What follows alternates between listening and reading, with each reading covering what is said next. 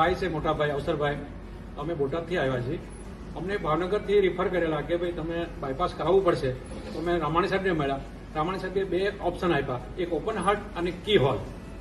અમને એવું લાગ્યું કે કી હોલમાં જવું જોઈએ અમારે, અને એના લીધે અમને આજે 5મા દિવસે રજા મળી અને સંપૂર્ણ સ્વસ્થ છે, કોઈ રિસ્ક નથી અને સારું રિઝલ્ટ છે.